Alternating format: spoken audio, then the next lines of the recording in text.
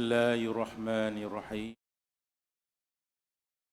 Pada yang saya muliakan Tuan Pengerusi Majlis, yang saya muliakan para asatizah, saya muliakan ahli jawatan kuasa Masjid Haq, dan yang amat saya kasihi hadirin hadirat sidang jemaah rahimakumullah. Sambutlah salam ukhuwah daripada saya. Uhayyikum bitahiyyati islamiyah. Assalamualaikum warahmatullahi wabarakatuh. Alhamdulillah.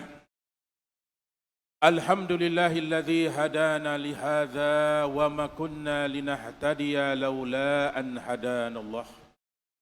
Asyhadu an la ilaha illallah wahdahu la syarika lah. وأشهد أن سيدنا ونبينا محمد وعلى آله وأصحابه أجمعين أما بعد فقد قال الله تعالى في كتابه العزيز أعوذ بالله من الشيطان الرجيم بسم الله الرحمن الرحيم يا أيها الذين آمنوا هل أدلكم على تجارة تنجيكم من عذاب أليم تؤمنون بالله ورسوله وتجاهدون في سبيل الله بأموالكم وأنفسكم ذلكم خير لكم إن كنتم تعلمون يغفر لكم ذنوبكم ويدخلكم جنات تجري من تحتها الأنهار ومساكن طيبة في جنات عدن ذلك الفوز العظيم وأخرى تحبونها نصر من الله وفتح قريب وبشر الصابرين الصدق الله العظيم. Sidang jemaah yang saya muliakan, pertama-tama sekali marilah kita panjatkan puji syukur kita ke hadrat Allah Subhanahu wa taala yang masih lagi mau menganugerahkan kepada kita sekalian kenikmatan iman dan Islam, kesehatan jasmani dan rohani, dan seterusnya kelapangan waktu untuk kita berkumpul di rumah Allah Subhanahu wa taala yang penuh barakah ini. Dengan tujuan dan maksud tidak lain dan tidak bukan semata-mata untuk terus bertakarub kepada Allah Subhanahu wa taala, mendekatkan diri kita lagi kepada Allah Subhanahu wa taala dengan melaksanakan amalan-amalan yang soleh, menjadikan bekalan kita waktu kita dipanggil oleh Allah Subhanahu wa taala nanti di akhirat kelak, untuk kita kumpulkan lagi amalan-amalan soleh kita. Mudah-mudahan dengan niat kita yang suci lagi murni ini, Allah Subhanahu wa taala senantiasa memberikan kita petunjuk, taufik dan hidayat-Nya, dan seterusnya menggolongkan diri kita sekalian dalam golongan hamba-hamba Allah Subhanahu wa taala yang Allah ridai baik di dunia maupun di akhirat. Amin ya rabbal alamin. Begitu juga kita panjatkan selawat dan salam kita kepada junjungan kita Nabi besar Muhammad sallallahu alaihi wasallam, yang mana telah membimbing umatnya ke jalan yang diredai oleh Allah Subhanahu wa taala, sehingga kita dapat mengenal tujuan dan matlamat kehidupan kita di alam yang fanah ini, untuk kita mengabdikan diri kita kepada Allah Subhanahu wa taala. Kita beruntung menjadi salah seorang daripada umat junjungan kita Nabi besar Muhammad sallallahu alaihi wasallam. Beruntungnya kita menjadi umat junjungan Nabi besar Muhammad sallallahu alaihi wasallam ini, sampai Allah Subhanahu wa taala mengatakan, kuntum khaira ummatin ukhrijat linnas, kamulah sebaik-baiknya umat yang telah diciptakan oleh Allah Subhanahu wa taala, dikeluarkan ukhrijat linnas, dikeluarkan untuk manusia sekaliannya. Kita mengajak manusia kepada perkara-perkara yang diredai oleh Allah Subhanahu wa taala, untuk mengamalkan perkara-perkara yang ma'ruf, mencegah mereka daripada kemungkaran, dan kita beriman kepada Allah Subhanahu wa taala, sebaik-baiknya manusia yang telah Allah Subhanahu wa taala ciptakan untuk sekalian manusia yang lain.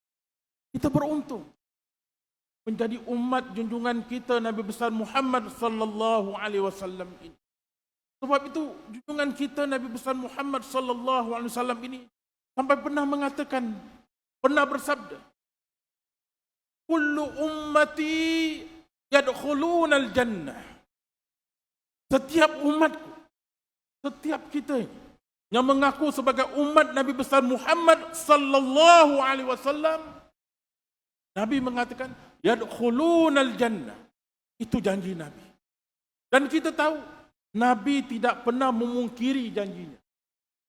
Nabi dah berjanji, tak kira siapa juga kita, yang laki-laki, yang tua, yang muda, yang perempuan, yang tua, yang muda, yang kaya, yang miskin, yang ada harta, yang tak ada harta, yang ada pangkat dan sebagainya. Kullu ummati yadkhulunal jannah. Itu janji. Dan kita tahu kita sebagai umat junjungan kita Nabi besar Muhammad sallallahu alaihi wasallam. Umat Nabi besar Muhammad sallallahu alaihi wasallam. Kita tak pernah jumpa. Kita tak pernah bersua dengan Nabi. Mimpi Nabi pun kadang-kadang jarang-jarang. Malah tak pernah kadang-kadang. Tapi kita yakin, kita beriman kepada junjungan kita Nabi besar Muhammad sallallahu alaihi wasallam. Dan kita yakin dengan apa yang dibawa oleh beliau. Kalau kita jumpa Nabi, kita menjadi sahabat. Waktu kita hidup, kita jumpa Nabi dan kita beriman kepada, kita menjadi sahabat. Kalau kita tak dapat jumpa Nabi, kita berjumpa dengan sahabat, mungkin kita jadi seorang tabi'in. Kita dah jauh daripada Nabi. 1,500, hampir 500 tahun Nabi dah wafat. Tapi alhamdulillah, Allah gulungkan kita salah seorang daripada umat Nabi besar Muhammad sallallahu alaihi wasallam. Sampai Nabi mati yadkhulunal jannah. Tapi Nabi memberikan istisna'nya di sini. Illa man aba. Kecuali siapa yang tak mau masuk ke dalam syurga. Jadi ada di kalangan umat Nabi ini, walaupun dia yakin dengan Nabi, tapi tak mau masuk ke dalam syurga. Illa man aba. Kecuali yang tak mau masuk ke dalam syurga. Maka para sahabat pun bertanya, kila, ya Rasulullah, wa man ya'ba ya Rasulullah. Wahai Rasulullah, siapakah di kalangan umatmu yang tak mau masuk ke dalam syurga, ya Rasulullah?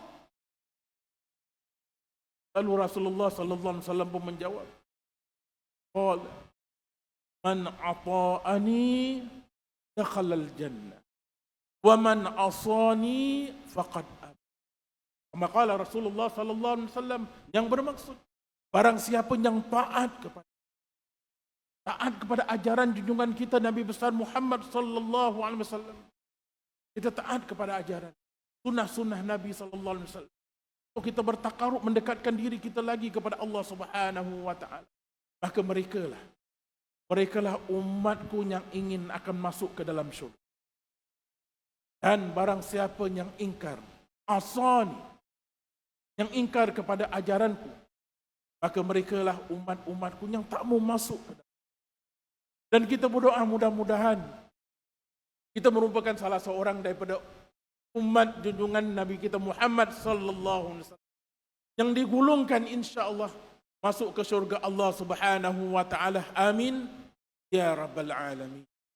Sidang jemaah yang saya muliakan, seperti mana yang telah dikatakan oleh pengurusi majlis kita, bahawa hari ini merupakan hari yang terakhir kita bincangkan mauduk kita berkenaan dengan 7 golongan. Sab'atun, 7 golongan yang mana Nabi SAW mengatakan yuzilluhumullahu bizzillihi, yang mana Allah Subhanahu wa taala memberikan naungan kepada 7 golongan ini. Yaumah, pada hari yang mana Tidak ada naungan lagi kecuali naungan Allah Subhanahu wa taala di yaumul mahsyar. Allah Subhanahu wa taala nak berikan kita naungan kepada 7 golongan ini. Kita dah bincangkan daripada awal tahun. Imam yang adil, pemuda yang senantiasa nasyad fi ibadatillah. Mereka yang hatinya senantiasa terpaut dengan rumah Allah Subhanahu wa taala. 2 orang pemuda yang saling berkasih sayang. Mereka berkumpul kerana Allah, mereka berpisah pun kerana Allah. Ini semua golongan-golongan yang mana Allah Subhanahu wa taala ingin memberikan naungan kepada mereka. Dan pada hari ini merupakan kita bincangkan naungan yang, yaitu pemuda yang mana warajulun zakarallaha khalian, seorang pemuda yang berzikir mengingati Allah Subhanahu wa taala dalam keadaan bersendirian. Fafadat ainahu, sehingga dia menangis meleleh. Golongan yang ketujuh. Siapakah golongan yang ketujuh ini sidang jemaah rahimakumullah? Kita dah bincangkan 6 golongan yang lebih awal daripada itu. Cuma sebelum saya bincangkan golongan yang ketujuh ini, ada baiknya saya tekankan sekali lagi berkenaan dengan naungan. Naungan Allah di yaumul mahsyar. Kita tak tahu. Sebagai orang yang beriman, kita yakin satu hari pun kita akan meninggalkan alam yang fana ini. Kita akan dikebumikan. Kita akan tinggal di alam barzakh nanti. Berapa tahun kita tinggal di alam barzakh ini? Sampai berlakunya hari kiamat. Setelah itu kita akan dibangkitkan lagi di yaumul mahsyar. Berapa tahun lagi kita akan hidup di yaumul mahsyar nanti? Wallahu a'lam bissawab. Kita bayangkan manusia yang dah wafat daripada zaman Nabi sampai ke saat ini. Dah berapa ratus tahun, dah berapa ribu tahun. Manusia-manusia yang beriman kepada Allah. Mereka lebih dulu meninggalkan kita. Mereka dah hidup di alam barzakh. 100 tahun, 200, 1000 tahun, 2000 tahun.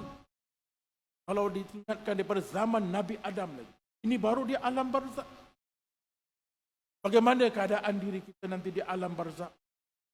Apakah tempat tinggal kita di kubur nanti merupakan salah satu liang daripada taman-taman raudhah, ataupun salah satu liang daripada liang-liang neraka, na'udzubillahi min zalik? Itu baru di alam barzakh. Ini belum lagi di yaumul mahsyar. Yaumul mahsyar nanti kita tak tahu lagi berapa puluh, berapa ribu tahun nanti kehidupan kita di yaumul mahsyar nanti, di mana kita akan dihitung satu persatu oleh Allah Subhanahu wa taala. Dikatakan oleh Nabi tak dapat bergerak kaki kita ini setelah Allah Subhanahu wa taala menghitung segala amalan, segala umur, segala harta yang telah kita kumpulkan waktu kita di dunia. Akan dikirakan satu persatu. Setiap saat, setiap detik, setiap waktu akan dihitung satu persatu. Dan kaki kita tak dapat kita gerakkan kecuali setelah habis kita yaumul mahsyar. Naungan di sini. Bayangkan bagaimana keadaan. Alhamdulillah, kalau kita tekankan naungan di sini. Zilluhumullah, zilluhumullah. Allah berikan naungan. Kita tahu naungan ini zil. Kalau kita ertikan dalam bahasa Melayu kita, mungkin boleh kita sebutkan tempat berteduh. Betul tak? Naungan zillah. Tempat berteduh. Dapatkan naungan tempat berteduh. Ataupun kita mendapat jaminan. Ataupun kita mendapat security. Jaminan, security, ataupun mendapat perlindungan daripada Allah Subhanahu wa taala yaumul mahsyar. Yang mana tidak ada naungan kecuali naungan daripada Allah Subhanahu. Kita tak tahu bagaimana keadaan kita di yaumul mahsyar nanti. Cuma kalau kita renungkan naungan ini, kita dapat rasakan di dunia. Kita dapat teduh. dapat bantuan, dapat perlindungan, dapat jaminan dan sebagainya. Kalau kita dapat ertikan, mudah sekali kita akan dapat naungan di dunia ini. Orang nak dapat naungan di dunia mudah. Betul tak? Seseorang itu, kalau dia ada harta, dia ada kemewahan di dunia ini, mudah dia dapat naungan. Dengan hartanya, dengan kemewahannya, dia boleh menggunakan harta dan kemewahannya untuk dia mendapatkan jaminan, perlindungan dan sebagainya. Kalau orang tu di dunia ni, dia ada kedudukan yang baik, dia ada pangkat dan sebagainya. Dengan pangkat, hartanya, kedudukannya ni untuk mendapatkan naungan dia. Ini keadaan kita. Mudah kita mendapat jaminan, naungan dan sebagainya. Dan di dunia ni kita tahu, Allah Subhanahu wa taala tak kisah. Macam mana kita nak dapat naungan, silakan. Allah akan berikan. Sebab itu manusia di alam yang fana ini berlumba-lumba untuk mendapatkan naungan. Baik kemewahan kita, harta kita, pangkat kita, kedudukan kita dan sebagainya. Kerana dengan perkara-perkara yang seumpama ini, dia akan dapat jaminan. Orang yang ada pangkat, orang ada kedudukan, senang tak dapat naungan, senang. Kadang kesilapan, kesalahannya pun akan terlindung juga. Keadaan kita di dunia.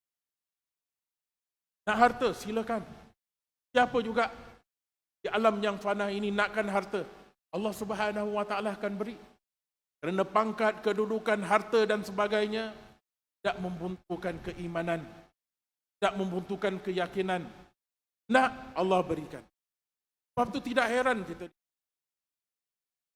di alam yang fana ini, ada orang yang tak beriman, tak percaya kepada Allah, tapi hidupnya senang lenang.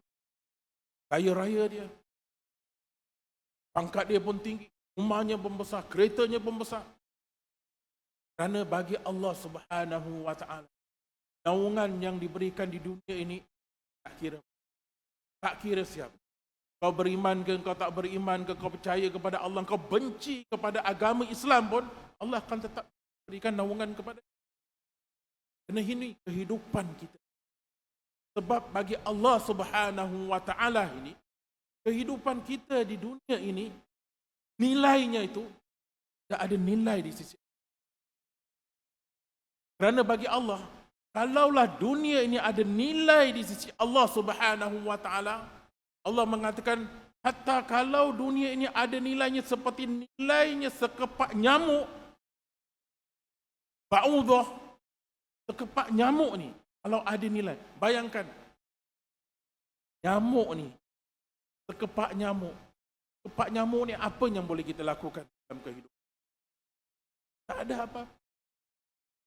Nabi mengatakan, kalaulah dunia dan seisinya ini ada nilainya di sisi Allah Subhanahu wa taala seperti mana nilainya sekepak nyamuk, Nabi mengatakan, masyaqa, maka tidak akan diberikan minuman pada orang-orang yang kafir, walaupun seteguk minuman diberi. Kalau ada nilainya. Sebab itu tidak heran, kita tidak heran di alam yang fanah ini, walaupun hidup kita sederhana, tak ada kedudukan, tak ada pangkat, kerana bukan di dunia ini tempat kita, sementara saja. Besok lusa kita akan tinggalkan dunia. Hidup kita di dunia ni, kerana Pak Haji, paling lama pun kita hidup di dunia ni berapa tahun? 60 tahun, 70 tahun, 80 tahun, 90 tahun. Jarang-jarang kita hidup sampai 100 tahun. Kalau hidup 100 tahun pun kita tahu kekuatan kita. Bayangkan hidup kita nanti di alam barzakh.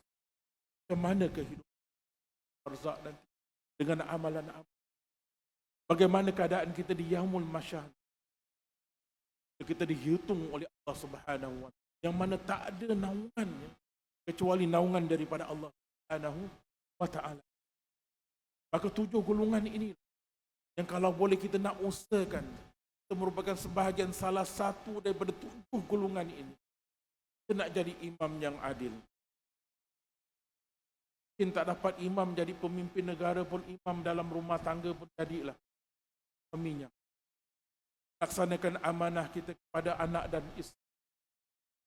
Yang kedua juga, kita inginkan kalau kita dulu tak ada kesempatan untuk beribadat kepada Allah, syabun nasya'ah ibadatillah, seorang pemuda daripada kecil lagi beribadat sampai dia meninggal dunia. Kalau kita tak dapat setidak-tidak anak kita latih, kita bimbing dia agar dia menjadi syab yang senantiasa mendoakan kita kalau kita dah kembali ke rahmat Allah. Waladun salih yad'u lahu, anak yang salih yang senantiasa mendoakan orang tua. Walaupun kita dah meninggal dunia, biasa kita dapat pahala daripada mereka. Dan seterusnya, pemuda yang hatinya senantiasa mu'allaqun bil masajid, hati yang senantiasa yang terikat dengan masjid. Ini wajah-wajah yang saya lihat ni, wajah-wajah yang senantiasa terikat dengan rumah-rumah Allah Subhanahu wa taala.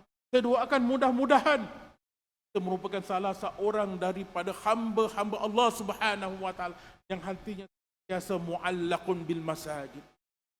Saya doakan sampai ke insya hatinya yang tenang. Alhamdulillah, kita dapat terus mengabdikan senantiasa. Kenapa? Allah seru kita datang. Kalau Allah tak seru kita tak akan datang kemari. Kita lebih senang mungkin di rumah. Hari Minggu lagi, hari Sabtu malam Minggu, macam-macam yang boleh kita lakukan. Santai-santai, berehat dan sebagainya. Tapi kita datang di rumah. Kenapa? Hati kita mu'allaqun lil masajid. Kita doakan mudah-mudahan Allah terus memberikan kita petunjuk dan hidayat agar hati kita ni senantiasa mu'allaqun bil masajid. Dan seterusnya, golongan yang keempat kita orang pemuda, rajulani sahabah, jatuh senantiasa cinta menyintai. Niatnya tu kerana Allah Subhanahu wa. Mereka berkumpul kerana Allah, mereka berpisah pun kerana Allah. Kerana dua pemuda seumpama inilah, cinta dan kasih sayangnya bukan cinta dan kasih yang kerana pangkat, kerana harta, kerana kedudukan, tapi cinta dan kasih sayangnya kepada rakannya tersebut hanya semata-mata kerana Allah. Itu yang dikatakan dia merasakan halawatul iman. Halawah, manisnya iman. Beriman kepada Allah Subhanahu wa taala. Kerana apa? Cintanya kepada pemuda tersebut kerana Allah. Jadi kalau kita ada sahabat yang beritahu dengan dia, ya akhi, ana kepada kerana Allah. Sampaikan sifat dan sayang kita. Kita berjumpa kerana Allah, kita berpisah pun kerana. Bukan kerana kedudukannya, bukan kerana pangkatnya, bukan kerana hartanya, tapi semata-mata kerana lillahi ta'ala. Dan seterusnya kita tahu pemuda da'as. Jadi ajak mar'atun zatu mansibin wa jamalin, yang punya kedudukan nasab yang baik, cantik lagi, ajak melakukan perbuatan zina. Dia cakap apa? Ini aku takut kepada Allah. Pemuda yang takut kepada Allah Subhanahu wa taala untuk melakukan maksiat. Dapat tak kita menjadi pemuda yang seumpama? Ini yang hendak kita tanamkan. Kalau tak dapat 7, tidaknya dapat 1 memang. Tapi kalau dapat lebih daripada itu lebih baik lagi.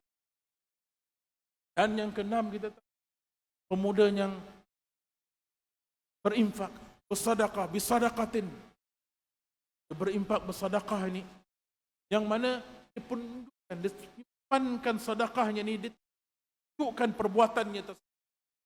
Sampai ibaratkan tangan kirinya tak tahu apa yang dilakukan tangan kanan. Maksudnya tak suka menunjukkan perbuatan. Mungkin sampaikan isterinya pun tak tahu dia bersedekah, keluarganya pun tak tahu. Kenapa dia tak? Dan dia ikhlas ta'ala dalam. Dan yang terakhir inilah, warajul zakarallah khalian, dalam keadaan yang sunyi, berzikir kepada Allah Subhanahu wa ta'ala, fafadat aina, sehingga mengalir air. Ini yang nak kita usahakan dalam kehidupan. Siapakah pemuda yang yang sampai mengalirkan air mata tersebut? Kalau kita renungkan akan hadis Rasulullah sallallahu alaihi wasallam ini, wa rajulun zakarallah khalian wa fadat aina. Ada tiga kedudukan di sini, iaitu seorang pemuda yang berzikir kepada Allah. Pemuda ini boleh juga menjadi pemudi juga, bukan hanya laki-laki, perempuan juga sama. Tapi dia umum. Kalimat ini umum, rajulun. Boleh laki-laki, boleh perempuan juga. Zakarallah, yang senantiasa mengingati kepada Allah. Itu yang pertama. Pemuda ataupun pemudi yang senantiasa mengingati kepada Allah Subhanahu wa ta'ala. Qalian itu bersendirian dalam keadaan sunyi, sepi. Dan yang ketiga pula, fafadas ainahu, sampai mengalirkan air. Tiga perkara ini yang perlu kita renungkan. Kita termasuk dalam golongan yang, yaitu yang pertama,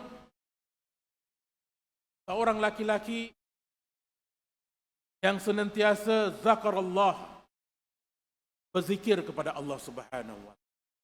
Bagaimana dia berzikir kepada Allah Subhanahu wa ta'ala? Apa artinya berzikir kepada Allah Subhanahu wa ta'ala? Apakah zikir kita cakap la ilaha illallah, la ilaha illallah sampai mengalir-ngalir air matanya? Apakah itu yang dimasukkan dalam hadis ini? Apakah pengertian zikir? Kita tahu kalimat zikir ini, zakarah. Kalimat zakarah kan? True. Zakarah artinya apa? Ingat. Itulah artinya ingat. Dalam Al-Quran juga mengatakan di Al-Ahzab ayat 35, yang mana Allah Subhanahu wa ta'ala telah berfirman, wa dzakirina Allah katsira, dan orang-orang laki-laki yang mengingat kepada Allah Subhanahu wa ta'ala dengan sebanyak-banyaknya. Katsirah. Wa dzakirati, dan wanita-wanita yang berzikir kepada Allah Subhanahu wa ta'ala, mengingati Allah Subhanahu wa ta'ala dengan sebanyak-banyaknya. A'addallahu lahum maghfirah, maka Allah Subhanahu wa ta'ala akan peruntukkan bagi dirinya maghfirah, keampunan daripada Allah. Allah akan ampunkan dirinya. Wa ajran azim, dan akan memberikan ujrah, pahala yang besar-besarnya. Allah akan peruntukkan bagi wa zakirin wa zakir. Cuma zikir ni kita tahu dia ada peringkat-peringkatnya. Yang pertama kita nak fahamkan apa yang dikatakan zikir ini merupakan satu ibadat. Zikir ini merupakan satu ibadat kepada Allah Subhanahu wa ta'ala. Dan ibadat kepada Allah Subhanahu wa ta'ala ini memang berbagaian, bermacam-macam. Dan Allah Subhanahu wa ta'ala ciptakan kita sebagai hamba Allah di alam yang fanah ini. Tujuannya untuk apa? Tak lain dan tidak bukan adalah untuk beribadat kepada Allah Subhanahu wa ta'ala. Wa ma khalaqtul jinna wal insa illa liya'budun. Tidak aku ciptakan jin dan manusia kecuali untuk beribadat kepada Allah. Tujuan kita adalah, dan ibadat ni memang macam-macam. Bukan hanya berzikir itu dengan lisan saja. Sebab itu Nabi SAW, sebagai contoh kalau di bulan puasa ni, seringkali kita diingatkan oleh Nabi SAW dengan sabda Nabi SAW. Suatu amalan kita di bulan puasa, yang mana kadang-kadang ulama sering dalam ceramahnya menggunakan sabda Nabi ini. Kam min sha'im laisa lahu min siyami illal ju' wal qas. Berapa ramai mereka yang berpuasa, tidak dia dapat apa-apa ganjaran pahala daripada ibadat puasanya itu kecuali lapar dan dahaga. Kenapa? Mungkin dia berpuasa, tak makan, dia tak minum, tapi matanya tak berpuasa, mulutnya tak berpuasa, telinganya tak berpuasa. Walaupun dia melaksanakan ibadat, tapi tak ada ganjaran pahala di sisi Allah Subhanahu wa taala. Satu sampai Imam Al-Ghazali mengatakan ada peringkat-peringkatnya orang yang berpuasa kan. Ada orang puasa yang umum. Umum ni seperti mana yang saya katakan tadilah. Puasa daripada semenjak terbitnya fajar sampai terbenamnya matahari, dia tak makan tak. Tapi sayangnya matanya tak berpuasa, lidahnya tak berpuasa, telinga dia tak berpuasa. Ini ulama mengatakan ini puasa orang-orang yang kita nak tingkatkan puasa kita, puasa yang khusus. Puasa yang khusus apa? Dia berpuasa, tak makan, dia tak minum, tapi matanya juga berpuasa, lisannya berpuasa, telinga dan seluruh anggotanya juga berpuasa. Ini puasa yang khusus. Dan peringkat yang tertinggi, puasa khusus, itu dia berpuasa, tak makan, tak minum, anggota semuanya berpuasa, dan hati biasa mengingati Allah Subhanahu wa ta'ala semasa di ini puasa. Begitu juga dalam kita bincangkan zikirnya. Memang kita tahu peringkat zikir itu ada orang yang berzikir, zikir dengan lisannya berzikir, mengingati Allah Subhanahu wa ta'ala, menyebut nama-nama Allah Subhanahu wa ta'ala, memuji Allah Subhanahu wa ta'ala, tapi zikirnya tak sampai ke hati. Boleh berlaku tak? Boleh berlaku. Dia berzikir, kuat dia berzikir, lisannya nyaring dan sebagainya, hatinya. Ada orang juga berzikir, hatinya berzikir, tapi anggota tubuh badannya tak berzikir. Boleh berlaku juga. Tapi peringkat zikir yang kita inginkan di sini adalah peringkat zikir yang mana lisannya berzikir kepada Allah, hatinya tak terus mengingati Allah Subhanahu. Kedua sekali, lisan dengan hati. Kerana zikir yang seumpama inilah, dia akan menghidupkan hati. Hati kita ini hidup kerana hati kita rasa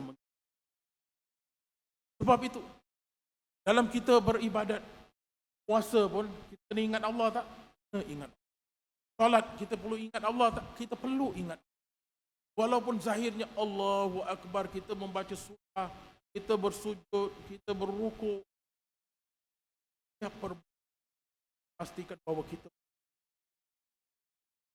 kerana dengan mengingati Allah Subhanahu wa ta'ala, hati kita akan, itu peringkat-peringkat zikir yang ada. Yang diinginkan dalam ibadat kita, zikrullah ini adalah yang mana kita berzikir dengan lisan kita dan hati kita senantiasa mengagungkan Allah Subhanahu, memerhatikan kebesaran Allah. Ini merupakan cara yang perlu. Dan zikir ini kita tahu ada jenis-jenis yang tersendiri juga. Bukan hanya peringkat, ada jenis-jenisnya juga.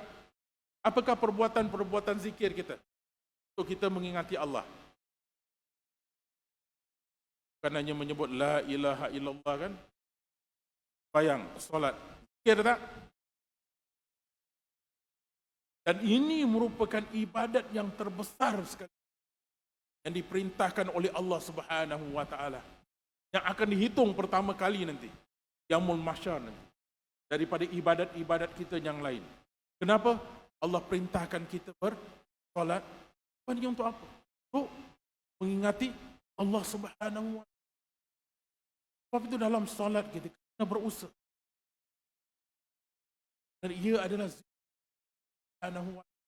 zikir yang paling agung pada solat. Tak boleh kita tinggal. Allah perintahkan daripada zaman Nabi, waktu Nabi Isra' dan Mi'raj, berapa puluh Allah Subhanahu wa ta'ala suruh kita melaksanakan ibadat solat. Tapi Allah kurangkan sampai 5 waktu. Subuh, zuhur, asar, maghrib, dan 5 waktu. Tujuannya untuk zikir tak zikir. Tapi dalam zikir yang seumpama ini, kerana kita tahu rajulun zakarallahu khalian Khalian itu artinya apa? Bersendirian. Betul tak? Tidak ada orang yang perhatikan kita. Kita bersendirian. Kalau ia termasuk dalam kategori salat ini, dia merupakan salah satu daripada salat yang salat tahajud. Orang semua bangun, orang kita warga ke tidak, orang pun tak, kita bermunajat kepada Allah, melaksanakan, memikirkan keagungan Allah sampai mengalir. Dapat tak? Kita berusaha untuk melaksanakan perkara.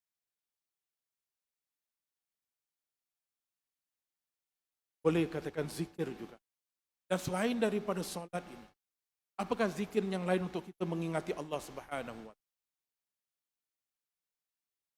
Baca Al-Quran. Betul tak? Baca Al-Quran ibadat tak? Merupakan zikir. Kita membaca Al-Quran. Kita bertadabbur dengan, kita memahami akan ayat-ayat yang kebesaran Allah, keagungan Allah, janji-janji Allah Subhanahu wa Ta'ala, peringatan-peringatan Allah Subhanahu, dan kita yakin sebagai orang yang baca ni, kita bertakdabur tanpa kita sedari melilih air mata, mengenangkan kebesaran Allah Subhanahu. Boleh berlaku tak? Boleh berlaku. Jadi kalau kita memahami seperti mana Nabi SAW juga melakukan perbuatan yang seumpama itu, mendengar, walaupun dia tak baca, Nabi tak baca, tapi Nabi dengar. Nabi suruh sahabat baca. Sahabat bertanya, ya Rasulullah, Al-Quran ini diturunkan wahyu kepada engkau, kenapa kau nak suruh aku baca Quran? Nabi kata, aku suka mendengar. Nabi mendengar. Sahabat tersebut, sampai satu ayat tersebut, Nabi suruh stop. Dapat menghadapi. Itu merupakan wahyu, peringatan Allah dan kebesaran Allah Ta'ala. Rasulullah juga akan membaca Al-Quran tersebut. Dan banyak lagi perkara-perkara yang boleh kita kepada Allah Subhanahu, selain daripada kita bersolat, selain lagi kita mengaji, selain juga kita mengingatkan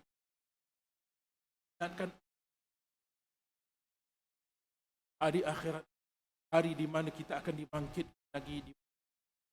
Kita renung bagaimana keadaan kita nanti. Pernah tak kita tanya, bagaimana keadaan aku, bagaimana keadaan isteri aku, anak-anak aku, aku dibangkit, kalau apakah telah aku kumpulkan pahala-pahala yang baik mungkin untuk aku persembahkan kepada kau di akhir. Kita tahu amal hidup kita tak lama. Hidup kita kalau 60 tahun pun, hidup kita di alam yang panah ini, daripada 60 tahun ini, rata-ratakan berapa banyak kita. Kalau kita minus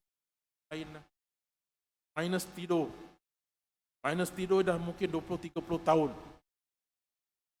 40 tahun. 40 tahun ini, belum minus yang lain, makan minum kita, tengok televisyen kita, yang kita lalaikan dan sebagainya. Banyak kekurangan. Renungkan bagaimana nanti. Ini untuk kita renungkan bahwa kita beriman bukan hanya pada Allah, tapi pada harinya kita nanti. Hidup kita di dunia tak lama. Besok lusa kita akan dipanggil oleh. Tapi persiapan kita, ini yang perlu kita banyak ingat. Ingat mati. Ingat mati bukan apa? Nanti. Begitu juga kita digalakkan untuk mengingati Allah, berzikir kepada Allah Subhanahu wa Ta'ala. Ini macam-macam zikir kadang-kadang kan. Kita bertahlil, kita bertahmid, bertakbir, zikir tak? Zikir.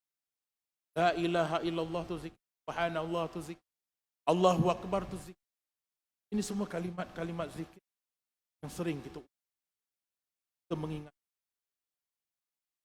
Sampai Nabi SAW pernah mengatakan, kalimatani, dua kalimat khafifatani, ringan sekali, ala lisan. Dua kalimat yang ringan kepada mulut kita, pada lisan kita untuk mengucapkan. Lakinnahuma, tetapi keduanya ini itu thaqilatani, berat fil mizan, tangan Allah Subhanahu wa taala. Dan Allah Subhanahu wa taala suka sekali, azza wa jalla suka dengan dua kalimat. Kita amalkan. Dan seterusnya kita sambil berpikir itu, ya Allah Subhanahu, apa yang kita baca? Senang. Subhanallah, subhanallahi wa bihamdi. Senang tak? Subhanallahi wa bihamdi. Subhanallah wa bihamdi. Ini yang pertama. Kalimat yang kedua, subhanallahil azim. Subhanallahil azim. Dua kalimat. Subhanallahi wa bihamdihi, subhanallahil azim. Subhanallahi wa bihamdihi, subhanallahil subhanallah. Kalau puji, kita memuji Maha Suci Allah yang Maha Agung. Mengingati Allah. Zikir-zikir yang digalakkan untuk kurang. Apa juga? Selawat Nabi juga. Selawat Nabi ini zikir tak? Sekarang dah masuk Rabiul Awal. Selawat Nabi pun sampai bukan hanya malaikat itu berselawat, Allah juga berselawat kepada. Yang mana setiap Jumaat sampai khatib mengatakan, Allah wa malaikatahu yusallu ala nabi. Punya Allah dan para malaikat itu berselawat kepada. Dan Allah perintahkan kita juga untuk berzikir tak? Selawat pun galakkan kita. Yang boleh mendatangkan kegairahan kita, kegairahan kita, agungan Allah Subhanahu wa taala. Dan apa juga zikir-zikir untuk kita dalam diri dan kekurangan kita. Tahu kita yang banyak silap, yang banyak salah, yang banyak kekurangan, yang hari-hari melakukan dosa dan maksiat. Dan kita bukan manusia. Kita bukan nabi yang maksud. Kita bukan malaikat. Kita bukan bidadari daripada syurga. Tak ada kekurangan. Dan dengan berzikir ni, astaghfirullah allazi la ilaha wal hayyul qayyum atuub. Ataupun zikir istighfar muazzam, Allahumma anta la ilaha illa khalaqtani ana abduka ana ala ahdi a'udzu bika min syarri ma abu'u laka bi ni'matika wa abu'u bi dzambi faghfir li fa innahu la yaghfiru kepada melihatkan kekurangan kita dan merasakan kegurunan, keagungan Allah Subhanahu wa taala.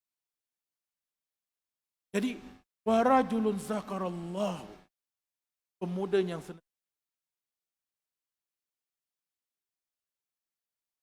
apa juga ibadat dapat mengingat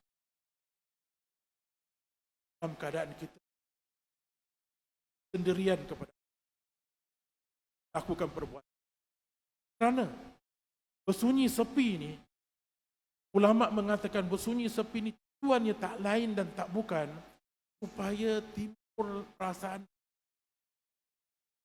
dan beribadat. Kita tak nak kita berzikir kepada Allah timbul perasaan riak. Berlaku tak? Boleh berlaku. Kita berzikir tapi timbul riak gitu. Kita berzikir kita timbul rasakan kita bangga. Beribadat juga, tapi kadang-kadang setan ni pandai. Kan kita tempat yang sama ini. Allah kita rasakan, oi, ibadat kita dah begitu hebatlah. Fikir kita dah begitu hebatlah. Lagi kita merasakan bacaan kita begitu baik sekali. Sampai orang pun boleh menangis dengan bacaan kita tersebut. Kita pun menangis sama. Nabi sallallahu bunyi orang yang antara dengan Allah Subhanahu. Dapat tak kita wujud? Pada saya kalau khalian di sini, maksudnya tak ada orang yang bunyi, tak ada gangguannya tu. Kita pun tak sibuk. Untukkan waktu dengan Allah Subhanahu wa Ta'ala dalam keadaan yang beribadat dalam ibadat solat, dalam tilawatul Quran, dalam berzikir kepada perenung saran Allah. Dan kita dengan kita Nabi besar Muhammad sallallahu alaihi wasallam seling melakukan perbuatan yang sama ini sampai ditegur oleh isteri, kan, ya Rasulullah, kenapa kau sampai begini, kaki sampai berbengkak, keadaan apa yang Nabi cakap? Tak kepantasnya aku menjadi orang yang bersyukur kepada Allah Subhanahu. Kebetulan isteri baliknya. Kita tahu rumah Nabi itu bukan besar. Bukan macam rumah kita ada 3-4 bilik. Rumah Nabi di situlah tempat. Kalau kita di Raudah, di Masjid Nabawi tersebut, kan, yang kubur Nabi itu, kalau kita menghadap kiblat di sebelah kanan tersebut, itulah rumah Nabi itu. Itulah rumah Nabi yang mana tempat tanamnya wafatnya Nabi sallallahu alaihi wasallam dan sahabat Nabi, Bakar dan Umar tersebut. Itulah Nabi.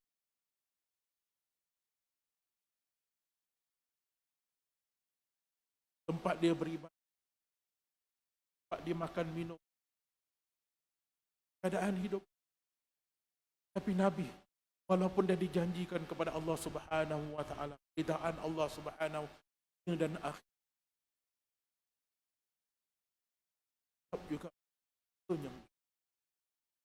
Sebab itu kita sebagai hamba Allah, sebanyak mana ibadat kita pun yang kita lakukan, ini hanya sekecil Allah Subhanahu. Kalau kita nak jadikan ibadat kita ni sebagai jaminan di akhirat pun, itu pun tak akan ibadat yang kita lakukan. Sebab tu ada cerita seorang pemuda ini, dia beribadat kepada Allah Subhanahu wa Ta'ala.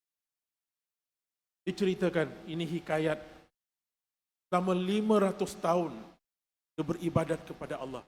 Yang malam, pagi, petang dia beribadat kepada Allah. Beribadat terus. Ibadat yang wajib tak ditinggal, ibadat sunnah dikerjakan, semua ibadat nawafil semua yang malam, pagi, petang.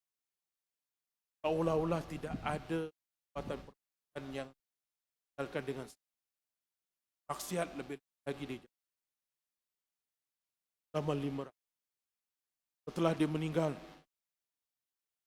malaikat nak hitungkan ibadatnya.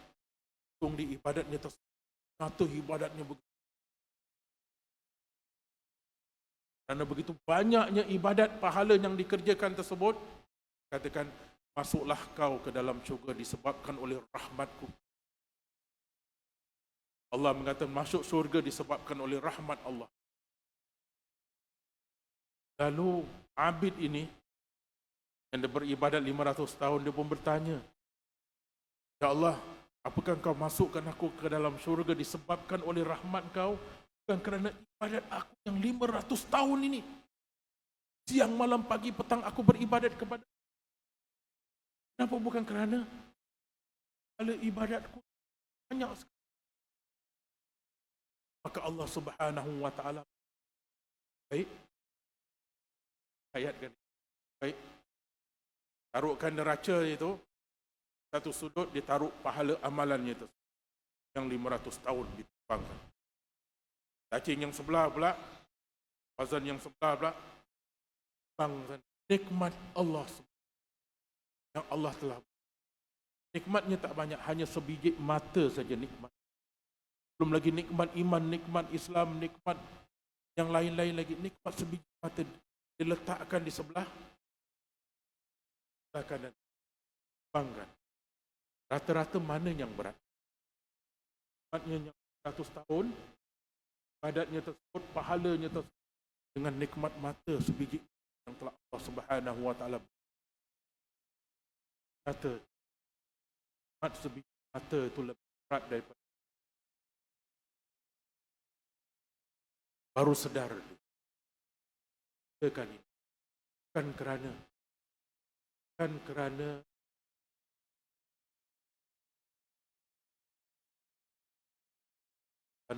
mata-mata keridaan, pada dia pun menyesal, ya Allah masukkan, bukan kerana sama dengan diri yang dirasakan oleh Nabi waktu dijamin, bersyukur kepada nikmat yang telah. Itu dikatakan oleh Allah Subhanahu wa taala, la in syakartum la azidannakum wa la in kafartum la azabi. Kau bersyukur kepada aku bahkan lagi. Tapi sebaliknya kalau kau kufur kepada nikmatku, ketahuilah azab Allah. Kufur ini merupakan salah satu nikmat daripada Subhanahu wa taala di atas.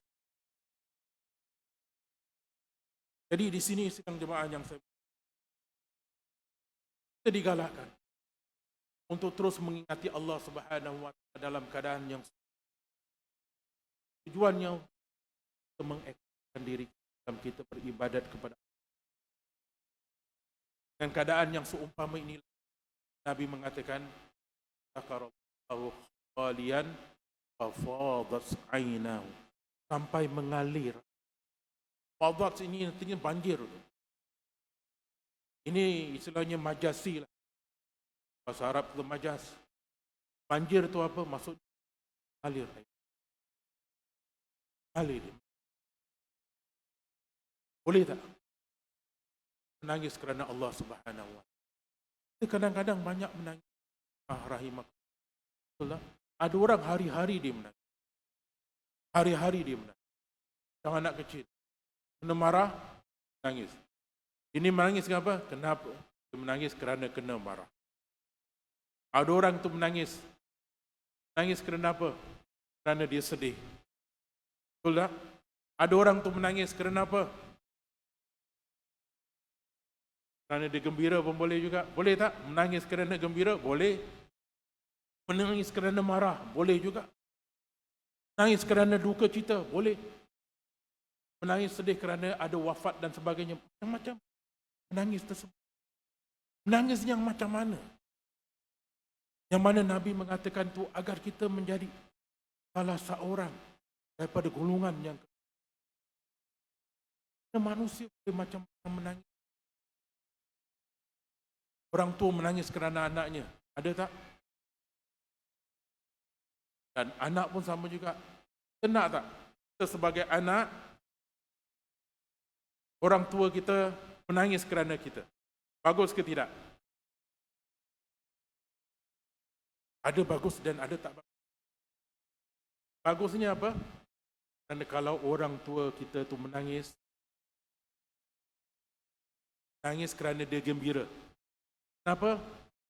Sebabkan oleh sifat kita, tingkah laku kita, dapat kedudukan yang terus peperiksaan dia sesungguh sampai orang tua kayu anaknya menjadi anak yang soleh, anak yang solihah. Menangis dia. Boleh berlaku tak? Boleh berlaku. Ini yang dikatakan Rabbana hablana min azwajina wa zurriyatina qurrata a'yun. Qurrata a'yun. Sejuk mata memandang. Qurrata a'yun. Orang tua yang menangis kerana anak. Menangis yang seumpama ini kita tahu. Menangis air matanya mengalir ni. Air mata kalau kita pegang air matanya ibu yang seumpama ni yang menangis untuk anaknya. Kita akan rasa air matanya sejuk. Kenapa sejuk? Air mata gembira. Air mata gembira. Kerana dia dengan sifat kita. Anak yang soleh dan bangga tak kita? Bangga. Orang tua seumpama bangga. Dan kalau dia menangis ni, hatinya tu akan gembira. Itu nangis yang kita lakukan terhadap orang. Nak orang tua kita nangis, nangis dalam keadaan.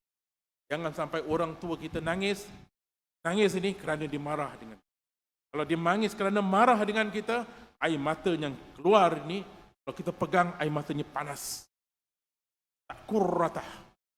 Panas dia. Dan hatinya sedih. Bukan gembira. Na'udzubillah min zalik. Kamu jadi anak yang. Jadi kita menangis ke macam-macam sebab. Ada orang menangis kerana penyesalan. Betul tak? Dia melakukan perkara-perkara yang tertentu. Menangis kerana penyesalan biasanya menangis perkara-perkara yang dah lalu dulu. Dia pernah melakukan perkara-perkara yang tertentu. Mungkin dia meniaga, dia rugi dan sebagainya. Mungkin dia melakukan perbuatan-perbuatan yang silap sampai dia sedih, dia menangis. Ataupun dia terkenangkan perbuatan-perbuatan maksiat yang telah dia lakukan. Dia rasa sedih, dia menangis. Boleh berlaku? Boleh berlaku. Apakah ini tangisan yang disebutkan di dalam hadis tersebut?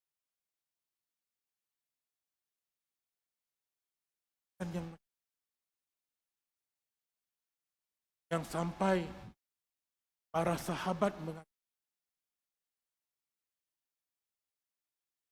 fadas ainu, sahabat-sahabat Nabi yang dikatakan sebagai Ibnu Umar dan sebagainya. Umar mengatakan air mata yang lebih aku sukai, lebih aku cintai daripada aku menafkahkan 100 dirham. Ibaratnya kalau kita ada $100 lah.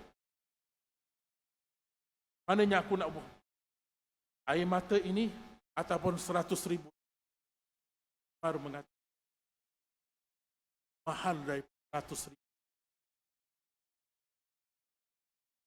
Dan nilai air mata.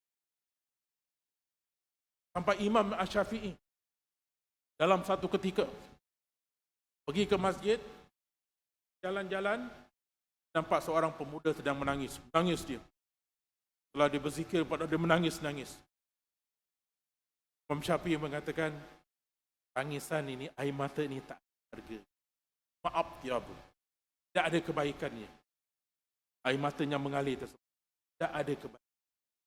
Tapi, kalau air mata ini lakukan waktu kau bersendirian, itu lebih baik lagi.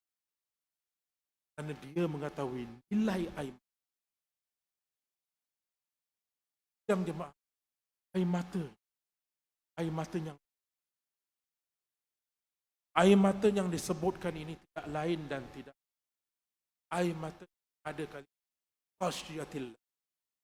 Min khasyatillah. Khasyatun. Apa artinya khasyah? Yang gerun pada Allah Subhanahu wa ta'ala. Air mata yang dapat tak kita? Air mata yang mengalir, mengingati Allah Subhanahu wa ta'ala dalam keadaan kita pun takut terasakan akan keagungan Allah. Air mata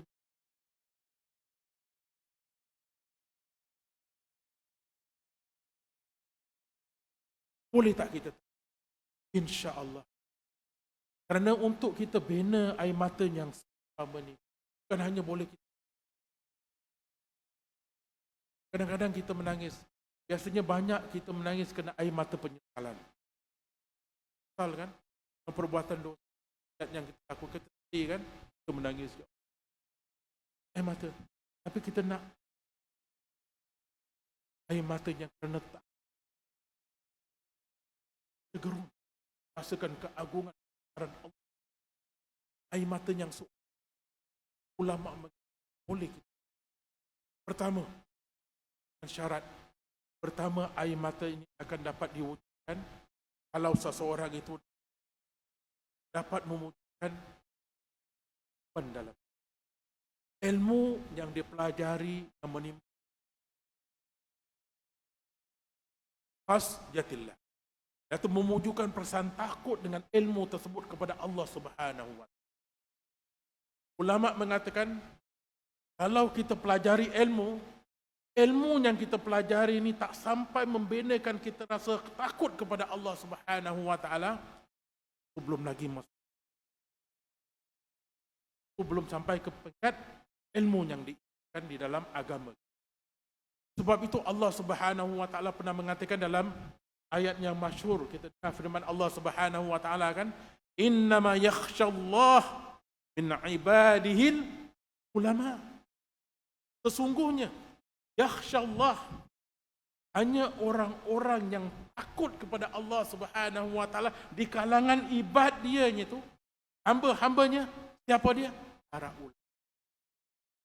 Ulama yang takut. Bukan hanya orang yang berilmu, banyak orang yang berilmu. Orang doktor, profesor dan sebagainya. Ulama tak? Ulama. Tapi kalau dia tak takut kepada Allah Subhanahu wa taala, dia masuk dalam golongan ulama. Katakan orang yang berilmu takut kepada Allah. Dalam dunia yang banyak ilmu, dudukan pangkat dan sebagainya. Karena ilmu yang banyak tu, hanya tu, dia termasuk dalam golongan ulama. Ada orang tu mengatakan, merasakan begitu. Dia ada ilmu, dapat gelaran doktor, dia termasuk ulama. Dengan ilmu, kuat iman dan takwanya kepada Allah. Kalau hanya dengan ilmu saja itu, orang dapat bertakwa kepada Allah Subhanahu wa taala, pada kita IQ lebih tinggi, lebih baik, teknologinya lebih maju.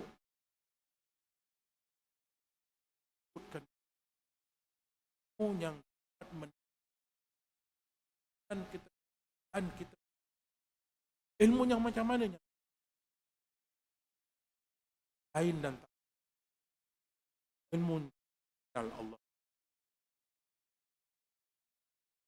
ilmu untuk kita kenal Allah saja, ilmu aqaid, ilmu tauhid, ilmu yang seumpama ini akan mendekatkan diri. Memang ilmu yang lain pun baik kita, kemajuan kita dan diri. Ilmu Al-Quran, ilmu ahadits, ilmu yang dapat mengenalkan diri, dekatkan diri kita kepada Allah Subhanahu wa taala. Ilmu-ilmu seumpama inilah yang perlu kita pelajari. Kita tak nafikan ilmu yang lain juga. Ilmu-ilmu yang seumpama dapat mengenalkan diri kita. Kerana mungkin dalam mempelajari ilmu-ilmu yang lain yang kita akan rasakan kebesaran Allah juga. Sebagai contoh, kalau kita belajar astronomi, ini orang belajar ilmu falak lah, ilmu bintang. Sekarang ilmu bintang tu, zaman sekarang tu, kalau kita belajar ilmu bintang, kita lihat cakrawala alam semesta ini. Ada berapa banyak galaksi. Dulu, mungkin di zaman Nabi dikatakan cuma ada satu bima sakti. Bima sakti ini galaksi lah. Satu galaksi pun, katakan satu galaksi ini terdapat lebih kurang 100 juta matahari. Kita nampak matahari cuma satu kan? Yang ada matahari ada planet. Mungkin 9-10 planet yang berpusing kepada matahari tersebut. Ini di bima sakti kita saja ni. Cakrawala kita saja. Ada 100 juta matahari. Sekarang saintis mengatakan 20 tahun dulu. Saintis belum. Pula bima. Bukan hanya satu galaksi. Katakan lebih kurang 100 bilion. Malahan dikatakan 200 bilion. Saktinya. Jangkau akal 200 bilion galaksi. Dan sekarang ni 2017 para ahli astronomi daripada UK dan sebagainya katakan setelah mendapat Hubble-nya teleskop dan sebagainya kan, melihat ke angkasa lepas, kata bukan ada 200 bilion galaksi, dapat 4 trilion galaksi. Jangkau. Ini kalau kita sebagai orang astronomi kita mengkaji, Masya Allah. Bayangkan keagungan Allah Subhanahu wa taala. Ciptaan Allah yang maha luas ini. Boleh beriman tak dia? Boleh dia. Dan dia merasakan Tapi walaupun dia dapat keimanan seumpama, tapi belum dapat dia mengenal Allah. Kerana kita sebagai orang yang akan dapat mengenal Allah tanpa kita beriman kepada junjungan kita Nabi besar Muhammad. Berapa bijak pandai kita sekalipun, berapa besar IQ kita yang telah Allah Subhanahu wa taala anugerahkan, kalau kita tak beriman kepada junjungan kita Muhammad sallallahu alaihi wasallam, akan dapat mengenal Allah. Sebab itu kita bersyahadat tak cukup hanya kita asyhadu an la ilaha illallah, kena tambahkan wa asyhadu anna Muhammad. Hanya dengan beriman kepada junjungan kita Nabi besar Muhammad sallallahu alaihi wasallam kita akan dapat tahu macam mana kita beribadat kepada Allah, macam mana kita nak sembahyang, macam mana kita nak mendekatkan diri kepada Allah. Kenapa?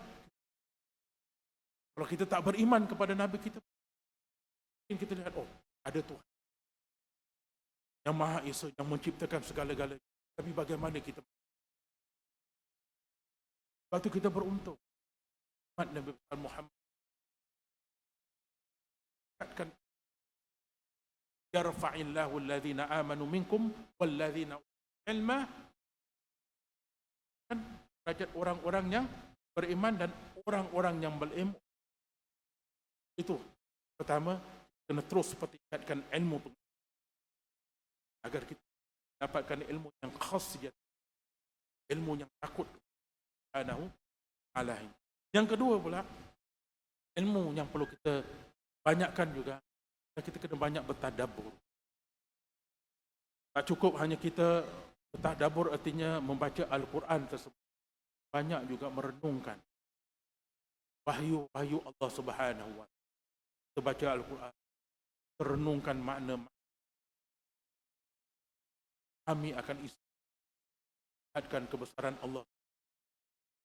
Perkara-perkara yang dapat meningkatkan khasiatillah kepada, kerana kita dan Al-Quran ini tak dapat kita tinggalkan.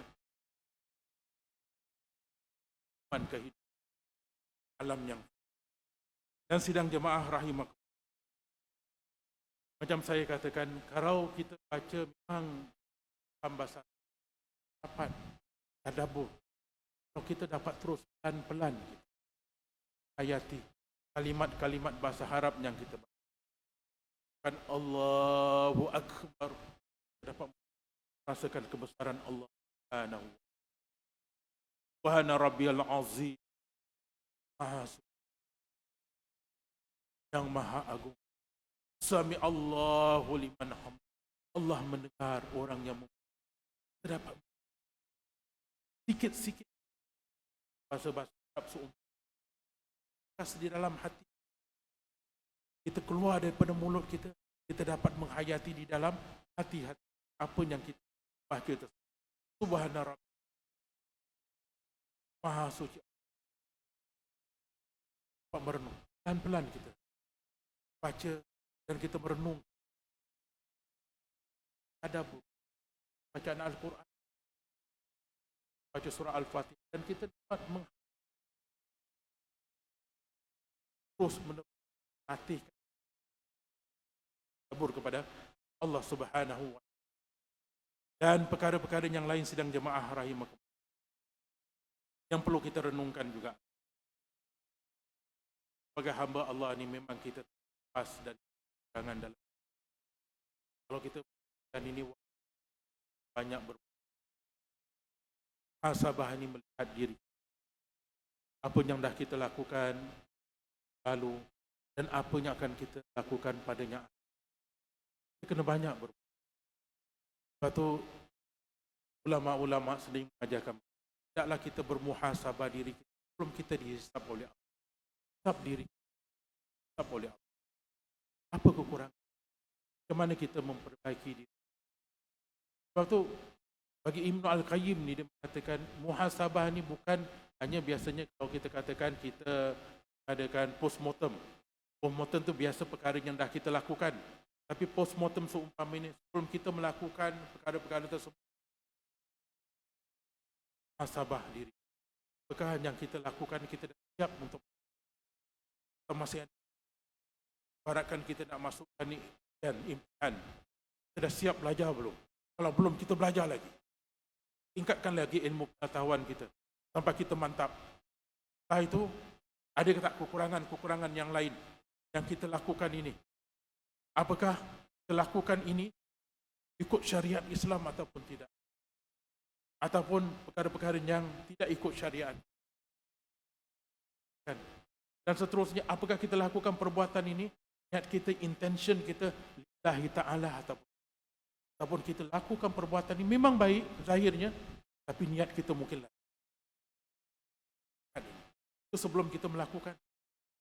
Dan setelah kita melakukan, kita berpost-mortem. Jangan kita rasakan bahawa kita dah lakukan satu perbuatan yang baik, Allah akan terima. Kadang-kadang kita melakukan ibadat solat juga. Kadang-kadang ibadat solat tu 10 minit saja. Tapi ingatan kita kepada Allah Subhanahu Wa Taala mungkin kurang daripada 1 minit. Betul tak? Walaupun 10 minit, fikiran kita melayang terus. Ingatan kita kadang-kadang di rumah. Setan ini kadang-kadang mengganggu. Kena bertadabbur. Setelah kita kena ada sifat khauf wa raja. Khauf tu rasa takut. Raja tu mengharap. Takut kalau Allah tolak ibadat kita. Sembahyang kita, zikir kita, Allah tolak. Takut. Allah tolak kita ibadat tersebut. Tunjukkan sifat khauf, sifat raja. Raja ni mengharapkan, ya Allah, walaupun kurang, ya Allah, kau terimalah kerana kedaifan aku ini. Ibadat. Ini kita doa. Ini kita bermuhasabah. Muhasabah inilah akan merenungkan berbanyaknya, akan mengalir air mata. Dan begitu juga banyak perkara-perkara yang perlu kita renungkanlah dalam kehidupan kita. Perhatikan keagungan Allah Subhanahu wa Ta'ala. Cuma harapan kita lah dalam kita mendekatkan diri kepada Allah Subhanahu wa Ta'ala. Kita mengingati tujuan dan matlamat kehidupan kita kepada Allah. Hidup kita ni tak lain dan tak bukan semata-mata ibadat kepada Allah. Mendekatkan diri. Kalau kita sebutkan ibadat ini, bayang kita, puasa kita, cari nafkah ni pun, berzikir ini, bertilawatu, cari nafkah untuk anak dan isteri, belajar pun ibadat. Semua perbuatan kita, kalau kita niatkan ibadat, ibadatlah kerana Allah. Dan senantiasalah kita melakukan ibadat itu dan mengingati Allah. Kerana kita tahu setiap ibadat yang kita lakukan, kalau memang ibadat kita ikhlas kerana lillahi ta'ala, apa juga jenis ibadat? Mendirikan rumah tangga ibadat tak? Pak Haji dah beribadat selama 50 tahun mendirikan ibadat. Setiap detik dan saat Mak Haji dan Pak Haji bersama ini, Pak Haji melaksanakan tanggungjawab pada Mak Haji, Mak Haji melaksanakan tanggungjawab kepada Pak Haji, masakkan Pak Haji, berikan makan dan minum, berikan senyuman yang manis kepada Pak Haji. Senyuman pun ibadat tak? Ibadat. Mak Haji senyum je dengan Pak Haji, walaupun gigi dah tak ada. Ibadat tak? Ibadat. Balik suruh Mak Haji senyum. Awak dah buang tebiat, katanya. Ibadat tak? Ibadat. Ini ibadat ni. Niatkan ibadat. Setiap ibadat yang kita lakukan, tak kira apa juga, kita tahu setiap ibadat tu akan mendatangkan sakinah dalam. Kita sembahyang kita ikhlas, kita rasakan sakinah. Kita berpuasa, kita laksanakan dengan penuh ikhlas. Kita berpuasa walaupun kita lapar dan dahaga, kita rasakan sakinah. Apa artinya sakinah? Dalam bahasa kita, tenangan, tenteraman. Kalau dalam bahasa Inggerisnya, apa Abang Haji? Dalam bahasa Inggeris, tranquility. Bahasa bombastik. Sama juga, kita mendirikan rumah tangga, kalau kita niat sebagai ibadat, suami isteri akan merasakan sakit. Jadikan rumah tangga kita, kehidupan kita sebagai ibadat. Walaupun riuh, banyak ujian yang Allah berikan dalam kehidupan. Memang ujian itu sebagai suatu sunnatullah. Allah akan tetap juga memberikan kita ujian dalam sampai ke liang lahat kita. Ahsiban nasu an yutraku an yaqulu amanna wa hum la yuftanun. Allah akan uji kita. 1001 macam ujian dalam kehidupan. Niat kita sama kita. Mata-mata. InsyaAllah. Jadi kita berdoa mudah-mudahan Allah Subhanahu wa taala senantiasa memberikan kita untuk kita terus beribadat kepada Allah Subhanahu wa taala. Dan semoga Allah Subhanahu wa taala dan yang Subhanahu wa taala menggolongkan diri anak istri keluarga dalam golongan hamba-hamba Subhanahu wa taala yang mendapat naungan mana tidak ada naungan Allah Taala. A'udzubillahi minasyaitonir rajim. Alhamdulillahirabbil alamin. Hamdan yu'ama wa ya rabbana lakal hamdu kama yanbaghi li jalali karimi wajhik. Allah salli ala Muhammad wa rabbana zalamna anfusana wa in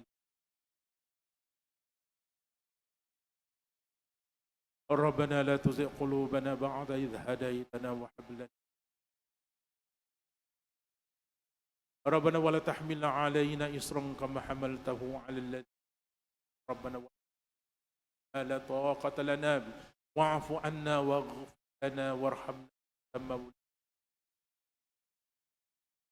ربنا هب لنا من أزواجنا وذرياتنا قرة أعين واجعلنا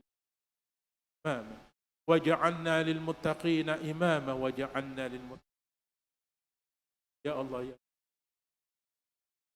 kami merafakkan tangan kami, sesungguhnya Engkau yang ya Allah, ampunilah segala dosa-dosa yang telah kami lakukan, dosa-dosa yang besar sebesar-besarnya dosa ataupun dosa-dosanya. Ampunilah segala dosa-dosa yang sengaja kami lakukan ya Allah, ataupun dosa-dosa yang nyata ataupun dosa ya Allah, segala dosa-dosa orang tua kami yang masih hidup ataupun yang telah kembali ke rahmat. Ampunilah segala dosa-dosa kalau mereka kembali ke rahmat. Tempatkanlah mereka tempat orang.